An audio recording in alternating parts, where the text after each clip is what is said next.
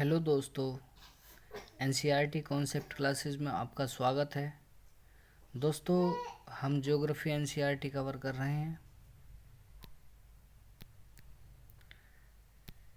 ये geography NCERT index है, कक्षा 6 से कक्षा 12 तक। यह है पृथ्वी हमारा आवास, हमारा पर्यावरण, संसाधन एवं विकास, समकालीन भारतवंश, समकालीन भारत 2, भौतिक भूगोल के मूल सिद्धांत, भारत भौतिक पर्यावरण, मानव भूगोल के मूल सिद्धांत, भारत लोग और अर्थव्यवस्था।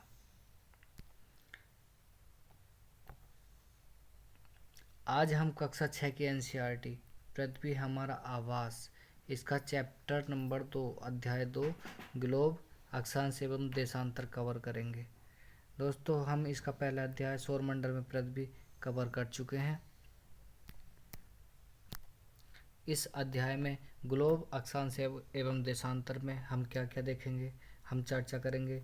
ग्लोब क्या है, अक्ष क्या है, उत्तरी ध्रुव दक्षिण ध्रुव के बारे में जानेंगे, अक्षांश रेखाओं के बारे में जानेंगे। अक्षांश रेखाओं में विषुवत रेखा क्या है, कर्क रेखा, मकर रेखा क्या है, उत्तरी ध्रुव व्रत, दक्षिण ध्रुव व्रत क्या है। पृथ्वी के ताप कटिबंध के बारे में चर्चा करेंगे। उष्ण कटिबंध क्या होता है, शीतोष्ण कटिबंध क्या होता है, शीत कटिबंध क्या होता है। देशांतर रेखाओं के बारे में चर्चा करेंगे। प्रमुख याम्योत्तर रेखा क्या है और भारत की मानक याम्योत्तर रेखा क्या है। स्थानीय समय क्या होता है और मानक समय क्या होता है, इसके बारे में हम चर्चा करेंगे। चलिए दोस्तों, शुरू करते हैं। ग्लोब क्या है। ग्लोब छोटे रूप में पृथ्वी का वास्तविक प्रतिरूप है, जिसे कहते हैं डिट्टो कॉपी। छोटे रूप में पृथ्वी का वास्तविक प्रतिरूप ग्लोब कहलाता है। यह है ग्लोब। इसमें एक शब्द आता है अक्ष। इस ग्लोब में एक सुई दिख रही है तिरछी। इस तिरछी सुई को ही पृथ्वी की अक्ष कहा जाता है। पृथ्वी की अक्ष, ये मान लो ये एक कक्षीय समतल है। इस पे कोई लंब डालते हैं तो इससे जितना कोण बनाती है उसे कहते हैं पृथ्वी का अपने अक्ष पर झुका होना। यानी कि ऊर्ध्वाधर लाइन से झुकाव कितना है, ये होता है इसका 23.5 अंश। यानी कि हम कहते हैं हमारी पृथ्वी अपने अक्ष पर 23.5 अंश झुकी हुई है। पृथ्वी का अपने अक्ष पर घूमना क्या कहलाता है। पृथ्वी का लट्टू की तरह अपने अक्ष पर नाचना, अक्ष पर घूमना कहलाता है। और पृथ्वी का परिभ्रमण क्या होता है, सूर्य के चारों ओर चक्कर लगाना पृथ्वी का परिभ्रमण कहलाता है। मान लिया जाए कोई हमने पृथ्वी के बीचों बीच से कोई ऐसी रेखा खींची जो इसे दो भागों में, दो बराबर भागों में बांटे। ऐसी काल्पनिक रेखा जो पृथ्वी को दो बराबर भागों में बांटे, तो इसके ऊपर वाला भाग कहलाता है उत्तरी गोलार्ध और नीचे वाला भाग कहलाता है दक्षिणी गोलार्ध। इस रेखा को कहते हैं विषुवत रेखा। यदि हम इसके समानांतर रेखाएं खींचे, मान लो ये समांतर रेखा, इसके खींच दिया, ये खींच दिया, ये खींच दिया, इधर भी खींची, इधर भी खींची, इस तरीके से समांतर रेखाएं अगर जो हम खींचे तो इन समांतर रेखाओं को अक्षांश रेखाएं कहते हैं। जो विषुवत रेखा से ऊपर की ओर होती हैं उन्हें कहते हैं उत्तरी अक्षांश, और जो नीचे की वाली होती है उन्हें कहते हैं दक्षिणी अक्षांश। इनका मापन क्या में करते हैं, इनका मापन करते हैं अंशों में। इनका मापन करते हैं हम अंशों में। अब मान लिया जाए ये उत्तरी ध्रुव है, ये उत्तरी ध्रुव है, ये है विषुवत रेखा। विषुवत रेखा से उत्तरी ध्रुव तक की जो लंबाई है इसकी पूरी परिधि का 1/4 है। पूरी परिधि कोण बनाती है 360 अंश का। तो यहाँ से लेके यहाँ तक की कितनी दूरी हो गई? ये हो गई 360/4 यानी कि 90 अंश।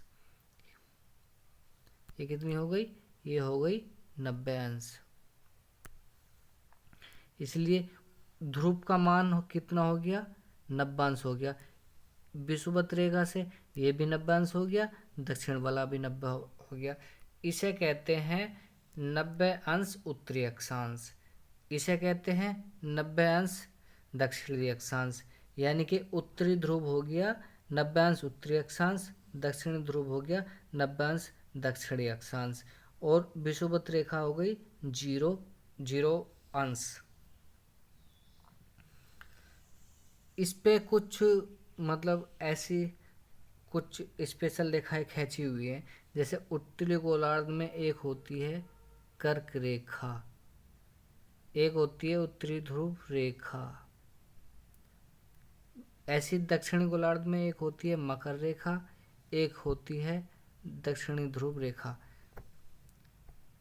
23.5 अंश उत्तरी गोलार्ध में 23.5 अंश उत्तरी अक्षांश को कर्क रेखा कहते हैं। वहीं दक्षिणी गोलार्ध में 23.5 अंश दक्षिणी अक्षांश को मकर रेखा कहते हैं। उत्तरी ध्रुव में 66.5 अंश उत्तरी अक्षांश को उत्तरी ध्रुव रेखा कहते हैं, और वहीं दक्षिणी गोलार्ध में 66.5 दक्षिणी अक्षांश को दक्षिणी ध्रुव व्रत कहते हैं। अब ये खींचेंगे कैसे? मान लिया एक ये लाइन है, इसके विषुव मान लिया एक लाइन है, इधर चलते हैं। मान लिया ये एक विषुवत रेखा है। ये क्या है? विषुवत रेखा है। ये इसके केंद्र से 23.5 अंश का कोण बनाया, इधर को भी 23.5 अंश का कोण बनाया, इन दोनों बिंदुओं को मिला दिया। ये हो गई 23.5 अंश की अक्षांश रेखा। नीचे गोलार्ध में खींचनी है तो यहाँ से 23.5 अंश मिलाया, यहाँ को 23.5 अंश का कोण खींचा, इन दोनों को मिला दिया। 66.5 बनानी है, 66.5 का कोण बनाया, इधर बनाया, इन दोनों को मिला दिया, ये हो गई 66.5 डिग्री अक्षांश रेखा। इसी तरीके से इसमें हो जाएगी 66.5 डिग्री अक्षांश रेखा। इसी तरीके से अक्षांश रेखाओं को खींच सकते हैं। इसी तरीके से अक्षांश रेखाओं को खींच सकते हैं। ये सूर्य हो गया। सूर्य के चारों ओर की गति परिभ्रमण गति कहती हैं। सूर्य अपने अक्ष पर लट्टू की तरह नाचना पृथ्वी का क्या कहलाता? घूमना कहलाता। पृथ्वी पश्चिम से पूर्व की ओर घूमती है। ध्यान रखनी है किधर को घूमती है? पश्चिम से पूर्व की ओर घूमती है। ये है हमारी पृथ्वी गोलाकार नहीं है। यह उत्तर एवं दक्षिण ध्रुव पर थोड़ी चपटी है, मध्य में थोड़ी उभरी हुई है। ग्लोब पृथ्वी का लघु रूप में वास्तविक प्रतिरूप है। ग्लोब स्थिर नहीं होते, इसे उसी प्रकार घुमाया जा सकता है जैसे कुम्हार का पहिया या लट्टू घूमता है। ग्लोब पर देशों, महाद्वीप और महासागरों को उनके सही आकार में दिखाया जाता है। आप देखेंगे कि एक सुई ग्लोब में झुकी अवस्था में होती है, जिसे अक्ष कहा जाता है। ग्लोब पर वह दो बिंदु जिनसे होकर ये सुई गुजरती है उन्हें उत्तर तथा दक्षिणी ध्रुव कहा जाता है। ग्लोब को इस सुई के चारों ओर पृथ्वी की भांति पश्चिम से पूर्व की ओर घुमाया जाता है। किधर से? पश्चिम से पूर्व की ओर घुमाया जाता है। पृथ्वी पर वास्तव में ऐसी कोई सुई या रेखा नहीं है। यह अपने अक्ष पर चारों ओर घूमती है। ये जो हमने मानी है यह है काल्पनिक रेखा। एक अन्य काल्पनिक रेखा भी ग्लोब को दो बराबर भागों में बांटती है, जिसे विषुवत वृत्त कहा जाता है। पृथ्वी के उत्तर में स्थित आधे भाग को उत्तरी गोलार्ध, दक्षिण वाले भाग को दक्षिणी गोलार्ध कहा जाता है। विषुवत वृत्त से ध्रुवों तक स्थित सभी समांतर वृत्तों को अक्षांश रेखा या समांतर रेखाएं कहा जाता है। अक्षांशों को अंशों में मापा जाता है। विषुवत वृत्त शून्य अंश अक्षांश को दर्शाती है। 90 अंश उत्तरी अक्षांश उत्तरी ध्रुव को दर्शाता है। 90 अंश दक्षिण अक्षांश दक्षिण ध्रुव को दर्शाता है। विषुवत वृत्त के उत्तर के सभी समांतर रेखाओं को उत्तरी अक्षांश कहा जाता है। विषुवत वृत्त के दक्षिण सभी समांतर रेखाओं को दक्षिणी अक्षांश कहा जाता है। जैसे जैसे हम विषुवत वृत्त से दूर जाते हैं ध्रुवों की ओर, तो अक्षांशों का आकार घटता जाता है। जैसे कि ये है विषुवत वृत्त, ये 20 डिग्री। जैसे जैसे हम उत्तरी ध्रुव की ओर चले, इन अक्षांशों का आकार घटता जा रहा है।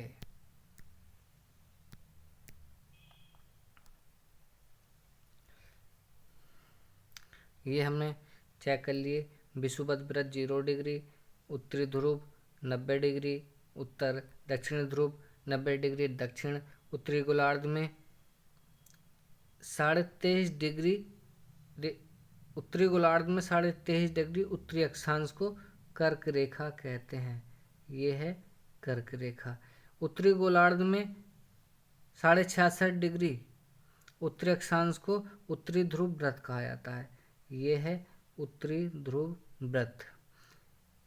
दक्षिणी गोलार्ध में 23.5 डिग्री, यह है दक्षिणी गोलार्ध में 23.5 डिग्री, इसे कहा जाता है मकर रेखा।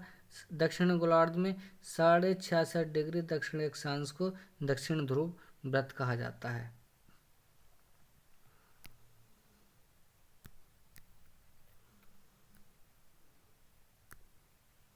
अब बात करते हैं पृथ्वी के ताप कटिबंध। कर्क रेखा एवं मकर रेखा। कर्क रेखा एवं मकर रेखा के बीच के ये जो भाग है, ये हो गया कर्क रेखा, ये हो गई मकर रेखा। इसके बीच का जो ये भाग है, इसकी बात कर रहे हैं। कर्क रेखा एवं मकर रेखा के बीच के सभी अक्षांशों पर सूर्य वर्ष में एक बार दोपहर में सिर के ठीक ऊपर होता है, इसलिए इस क्षेत्र में सबसे अधिक ऊष्मा प्राप्त होती है। इसीलिए इसे उष्णकटिबंध कहा जाता है। क्या कहा जाता है? इसे उष्णकटिबंध कहा जाता है। कर्क रेखा, मकर रेखा, कर्क रेखा और मकर रेखा, ये हो गई कर्क रेखा, ये हो गई मकर रेखा के बाद किसी भी अक्षांश पर दोपहर का सूर्य कभी भी सिर के ऊपर नहीं होता। ध्रुव की तरफ सूर्य की किरणें तिरछी होती जाती है। इस प्रकार उत्तरी गोलार्ध में कर्क रेखा एवं उत्तरी ध्रुव वृत्त, कर्क रेखा उत्तरी ध्रुव वृत्त, इसकी बात चल रही है, इसकी बात चल रही है। और दक्षिणी गोलार्ध में मकर रेखा और दक्षिण ध्रुव वृत्त, मकर रेखा और दक्षिणी ध्रुव वृत्त, इस वाले पोर्शन की बात चल रही है के बीच वाले क्षेत्र का तापमान मध्यम रहता है, इसलिए इसे शीतोष्ण कटिबंध कहते हैं। इसलिए क्या कहते हैं? इसे शीतोष्ण कटिबंध कहते हैं। उत्तरी गोलार्ध में उत्तरी ध्रुव वृत्त, इसकी बात चल रही, ये है उत्तरी ध्रुव वृत्त एवं उत्तरी ध्रुव, उत्तरी ध्रुव वृत्त एवं उत्तरी ध्रुव, ये बात चल रही है। इसके बीच का क्षेत्र ये हो गया। दक्षिणी गोलार्ध में दक्षिण ध्रुव वृत्त, ये हो गया दक्षिण ध्रुव वृत्त एवं दक्षिणी ध्रुव, ये हो गया। इसके इस वाले पोर्शन की बात चल रही है। इस क्षेत्र में ठंड बहुत अधिक होती है क्योंकि यहाँ सूर्य क्षितिज से ऊपर नहीं आ पाता है, इसलिए यह शीत कटिबंध कहलाता है। तो हमने क्या क्या देखे? हमने पृथ्वी के 3 ताप कटिबंध देख लिए। 3 ताप कटिबंध कौन कौन से? उष्ण कटिबंध, शीतोष्ण कटिबंध और शीत कटिबंध। इसे उत्तरी शीत कटिबंध कहते हैं, इसे दक्षिण शीत कटिबंध कहते हैं, इसे उत्तरी शीतोष्ण कटिबंध कहते हैं, इसे दक्षिण शीतोष्ण कटिबंध कहते हैं। उष्ण कटिबंध हो, यह हो गया पूरा विषुवत रेखा के दोनों ओर। अब बात करते हैं हम देशांतर की। अब देशांतर क्या होता है? उत्तरी ध्रुव को दक्षिण ध्रुव से मिलाने वाली संदर्भ रेखा, यह है उत्तरी ध्रुव, ये हो गया दक्षिण ध्रुव, इसे मिलाने वाली संदर्भ रेखा, इसे क्या कहते हैं? देशांतर रेखा कहते हैं, देशांतर रेखा कहते हैं या देशांतरीय यामयोत्तर कहते हैं। इन सब की लंबाई बराबर होती है। अक्षांश रेखाओं की तो ध्रुवों की ओर जाने पर लंबाई घट रही थी, लेकिन इनकी लंबाई बराबर होती है। ग्रीनिच, ग्रीनिच एक जगह है ब्रिटिश राज के वेधशाला जहां स्थित है। ग्रीनिच से गुजरने वाली देशांतर रेखा को प्रमुख यामयोत्तर कहते हैं। ये जो है ये है प्रमुख यामयोत्तर रेखा। इसे 0 डिग्री देशांतर भी कहते हैं। 0 डिग्री देशांतर पृथ्वी को एक भाग ये हो गया, एक भाग ये हो गया, ये हो गया पूर्वी गोलार्ध, ये हो गया पश्चिमी गोलार्ध। 0 देशांतर रेखा पृथ्वी को 2 गोलार्धों में बांटती है, पूर्वी गोलार्ध और पश्चिमी गोलार्ध। 0 डिग्री देशांतर इससे 180 अंश पूर्वी देशांतर तक, इधर को 180 अंश तक, ये हो गया पूर्वी गोलार्ध। 0 डिग्री देशांतर से पश्चिम 180 तक, इधर से इधर को 180 तक, ये हो गया पश्चिमी गोलार्ध। अब बात चलेगी 180 अंश पे। 180 अंश का रपड़ा ये है कि 180 अंश पूर्व वाला भी और 180 अंश पश्चिम वाला भी एक ही रेखा पर स्थित होते हैं। 180 अंश पूर्व तथा 180 पश्चिम यामयोत्तर एक ही रेखा पर स्थित है। ध्रुवों की ओर बढ़ने पर इनकी दूरी क्या में नापते हैं? देशांतर के अंशों में इनसे नापते हैं। ध्रुवों की ओर बढ़ने पर इनके बीच की दूरी घटती जाती है। ध्रुवों की ओर बढ़ने पर इनके बीच की दूरी घटती जाती है। यहाँ तो इनके बीच की दूरी ज़्यादा होगी, ध्रुवों पर आकर शून्य हो जाती है। ध्रुवों पर इनके बीच की दूरी शून्य हो जाती है। यहाँ भी यही बात लिखी हुई है। देशांतर क्या है? किसी स्थान की स्थिति को बताने के लिए उस स्थान के अक्षांश के अतिरिक्त कुछ और जानकारी की आवश्यकता भी होती है। प्रशांत महासागर में स्थित टोंगा द्वीप एवं हिंद महासागर में स्थित मॉरिशस द्वीप एक ही अक्षांश पर स्थित है। उनकी सही स्थिति जानने के लिए यह पता करना होगा कि उत्तरी ध्रुव को दक्षिण ध्रुव से जोड़ने वाली संदर्भ रेखा, यानी कि 0 डिग्री देशांतर की बात चल रहे हैं, से पूर्व या पश्चिम की ओर इन स्थानों की दूरी कितनी है। इन संदर्भ रेखाओं को देशांतर यामोत्तर कहते हैं। उनके बीच की दूरी को देशांतर के अंशों में नापा जाता है। प्रत्येक अंश को मिनट में, मिनट को सेकंड में विभाजित किया जाता है। ये अर्धवृत्त हैं। अक्षांश रेखाएं वृत्त थी, ये अर्धवृत्त है।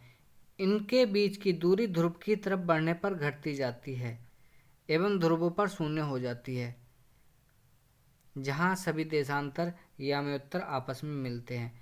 लेकिन अक्षांश रेखाएं समांतर होती है, उनके बीच की दूरी हर जगह बराबर होती है। अक्षांश समांतर रेखा से भिन्न सभी देशांतरीय यामयोत्तर की लंबाई समान होती है।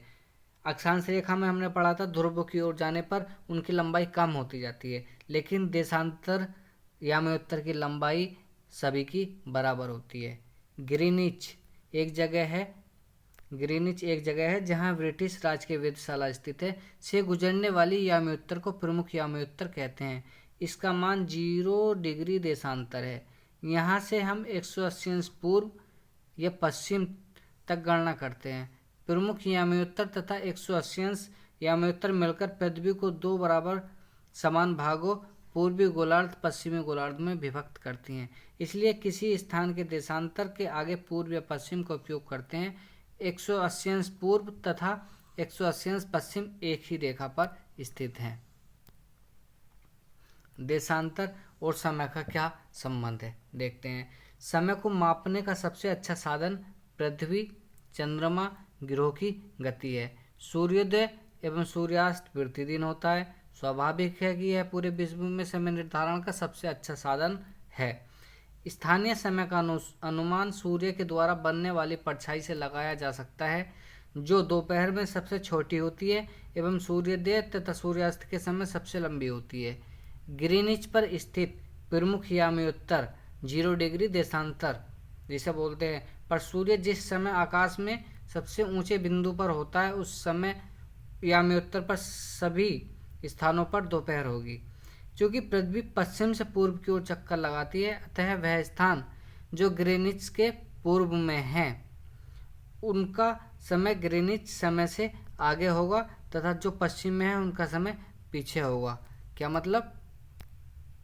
ये है ग्रीनिच से प्रमुख याम्योत्तर। इससे पूर्व में जो देश होंगे उनका समय इस समय से आगे होगा और इधर जो देश होंगे उसका समय पीछे होगा। पृथ्वी लगभग 24 घंटे में अपने अक्ष पर 360 अंश घूमती जाती है। 1 घंटे में 15 अंश घूमती है एवं 4 मिनट में 1 डिग्री घूमती है। किसी भी स्थान पर जब सूर्य आकाश में अपने उच्चतम बिंदु पर होता है दोपहर में, उस समय घड़ी में दिन के 12 बजते हैं। इस प्रकार घड़ी के द्वारा दिखाया गया समय उस स्थान का स्थानीय समय होता है। हम मानक समय क्यों मानते हैं? अलग अलग याम्योत्तर पर स्थित सभी स्थानों के स्थानीय समय में अंतर होता है, इसलिए यह आवश्यक है कि देश के मध्य भाग से होकर गुजरने वाली किसी याम्योत्तर के स्थानीय समय को देश का मानक समय माना जाए।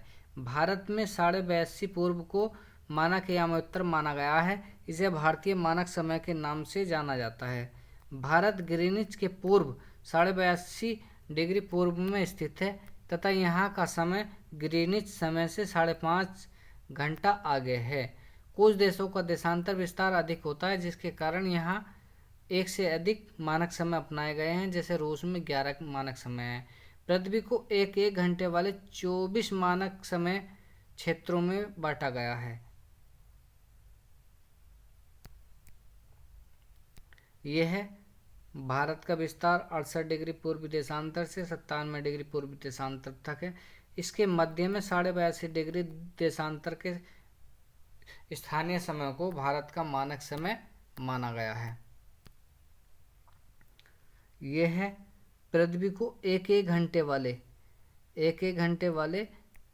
24 मानक समय में बांटा गया है। वीडियो अच्छी लगे तो लाइक कर देना, सब्सक्राइब कर लेना चैनल को, वीडियो को शेयर कर देना दोस्तों।